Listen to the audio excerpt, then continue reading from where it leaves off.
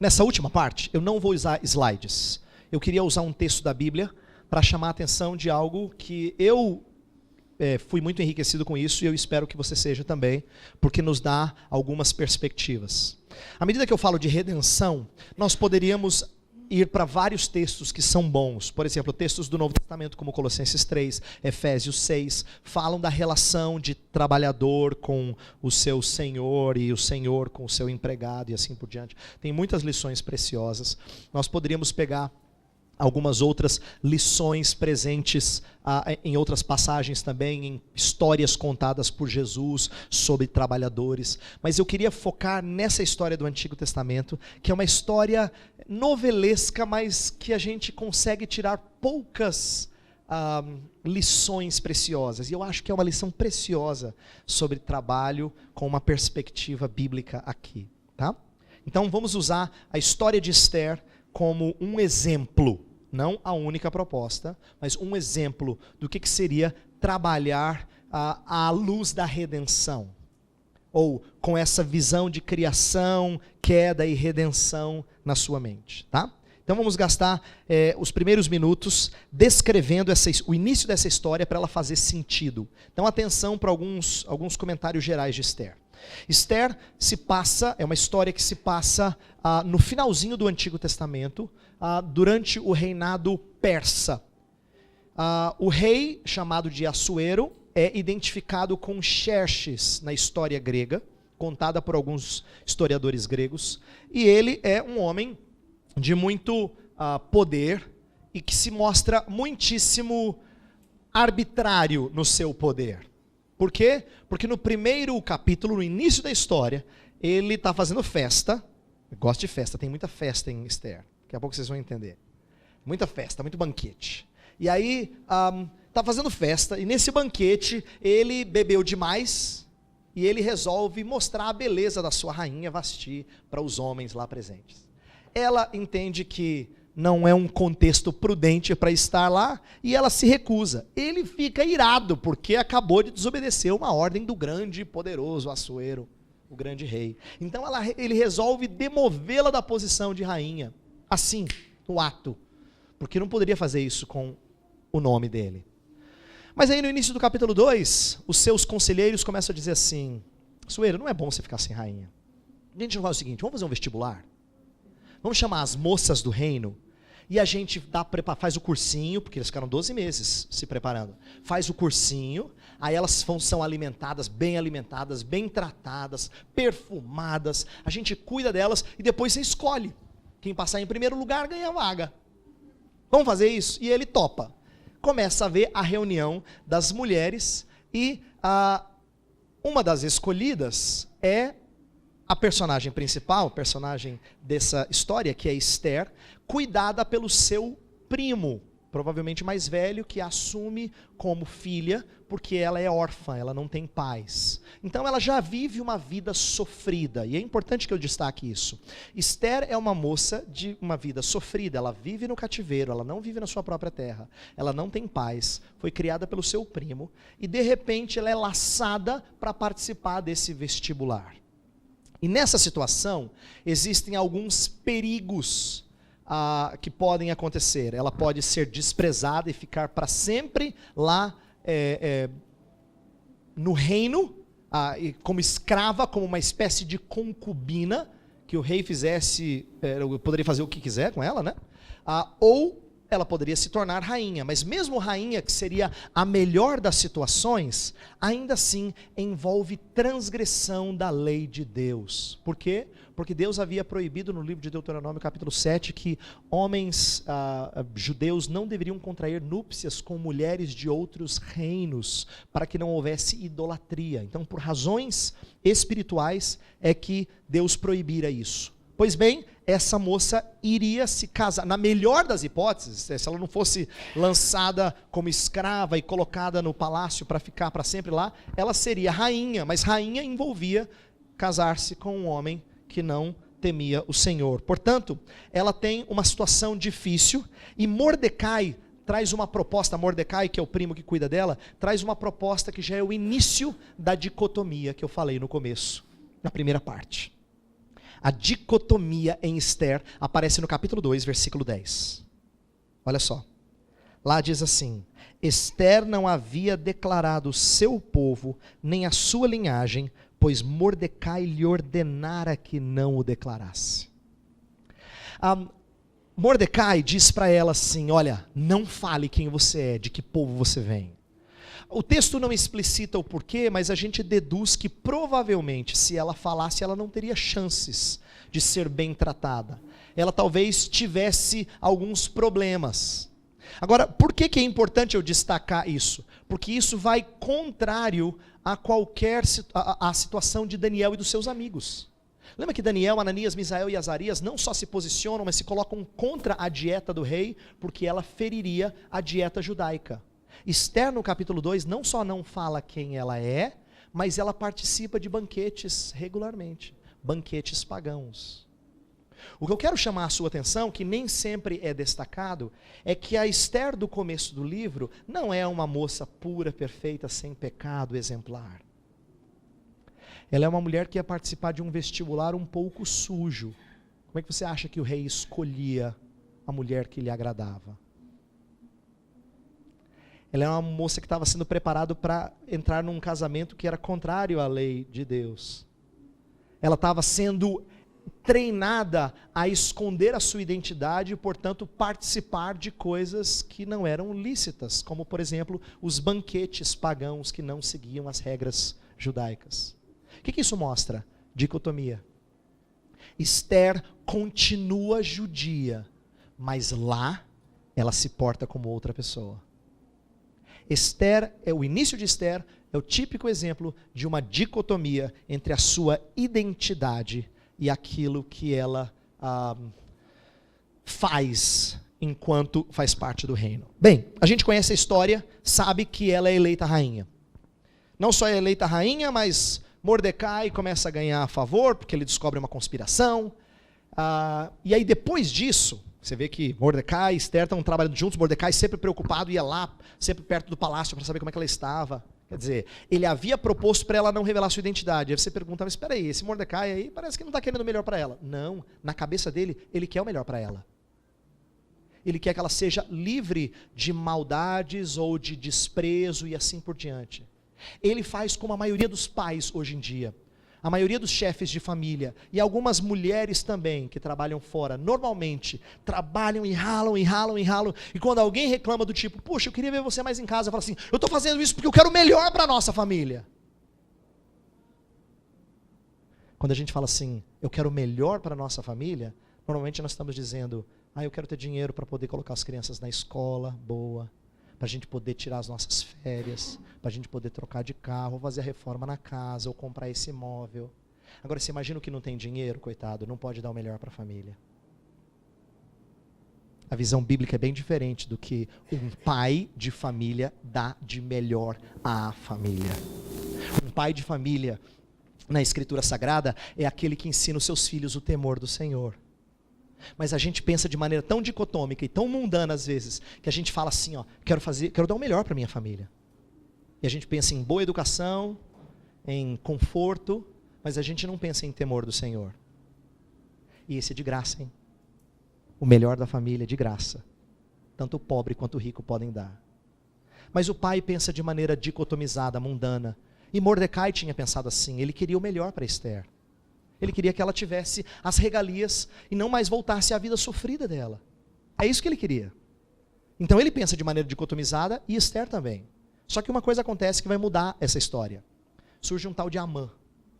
Amã é o homem que recebe poder do rei e por não ter Mordecai se curvando diante dele, ele não só descobre que Mordecai é judeu e que os judeus não se curvavam diante de outros deuses, mas resolve apertar esse povo. Então Amã promove, com a anuência do rei, um decreto no império de que as pessoas, os judeus, seriam perseguidos se não se curvassem. Eles seriam alvo de perseguição, e aí começa a haver um rebuliço só. Todo mundo preocupado, diz que há choro, gente vestindo pano de saco, uma tristeza, um lamento profundo entre os judeus. E aí Mordecai fala assim, Esther, vou falar com Esther. vai até Esther, mas ele não pode falar diretamente com ela. Ele é um mero cativo, ela é rainha. Então eles começam a fazer telefone sem fio. Né? Manda correio, né? O pombo correio. Aí vai alguém, chega à beira do palácio, fala com Mordecai, vai lá falar com Esther, e vai e volta. E começa então a conversa entre eles. E no capítulo 4, a gente tem um insight muito interessante sobre como é que as coisas vão mudar na cabeça de Mordecai e de Esther. Vá para o capítulo 4, eu quero ler a partir do verso 13. Antes de ler o verso 13, Mordecai chega para Esther e fala assim: Esther, você tem que falar com o rei. Deve ter dado uma risada assim. Você está brincando comigo? Você sabia que quem vai diante do rei sem ser chamado por ele é passível de morte? Isso vale até para mim, Mordecai. E aí, diante dessa resposta da Esther, que a Esther entende da diplomacia no palácio, olha só o que Mordecai diz no verso 13. Então lhes disse Mordecai que respondessem a Esther: não imagines que por estares na casa do rei, só tu escaparás entre todos os judeus. Porque se de todo te calares agora, de outra parte se levantará para os judeus socorro e livramento, mas tu e a casa de teu pai perecereis. E quem sabe se para conjuntura como esta é que foste elevada a rainha. Olha só, Mordecai chega para os servos que vão levar a palavra a Esther e fala assim: olha, não pense que você vai escapar, se você não fizer o que eu estou te falando, uma hora vai chegar, a morte vai chegar até você, vão descobrir que você é judia, e você vai acabar sofrendo com isso. Mas tem mais que ele diz, que agora é interessante. No verso 14 ele fala assim: porque se de todo te calares agora, de outra parte se levantará para os judeus socorro e livramento, mas tu e a casa de teu pai perecereis. Então, olha só, Mordecai está dizendo que ela deve ir falar, mas ela acabou de dizer que se ela for, talvez ela morra, provavelmente ela morra. Mas o que Mordecai está dizendo é que se você não for, você vai morrer também. Então imagina você ter duas opções, em que uma você provavelmente vai morrer, e na outra certamente você vai morrer. Olha que beleza. Mas é isso que acontece. Ele está argumentando com ela e dizendo: olha, na primeira talvez você morra, na segunda você vai morrer. Mas Mordecai expressa uma coisa aqui muito curiosa. Eu não sei se você sabe, você já deve ter ouvido isso. Esther é um livro que algumas pessoas no passado tiveram dificuldades com a biblicidade dele, porque ele não tem o nome Deus mencionado em nenhum lugar da história. No entanto, Mordecai aqui expressa uma expectativa do Deus que trabalha. Ele fala assim: se você não fizer, virá livramento de outra parte. Olha a expectativa de Mordecai. Virá livramento de outra parte. O que ele está dizendo aqui é que ele tem esperança de que o Deus providente cuida do seu povo e não deixa o seu povo em extinção.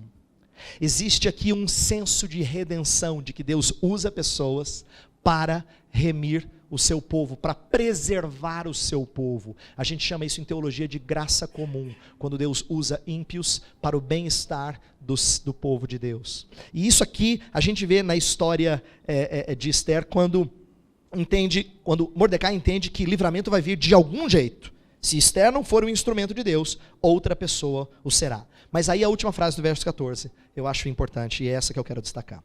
E diz assim: e quem sabe se para conjuntura como esta é que foste levada a rainha. Mordecai está dizendo, em outras palavras, o seguinte: quem sabe não foi para isso que Deus colocou você? Ele está chamando ela à responsabilidade. Ou, para usar uma palavra que eu usei na segunda parte, ele está falando de vocação. Quem sabe não foi para essa conjuntura que foste levada a rainha. Ele está chamando ela à sua função de rainha. Presta atenção. A sua função de rainha. Existe elemento de graça aqui, porque não é ela que conquistou. Foste elevada a rainha. Percebe a linguagem de graça?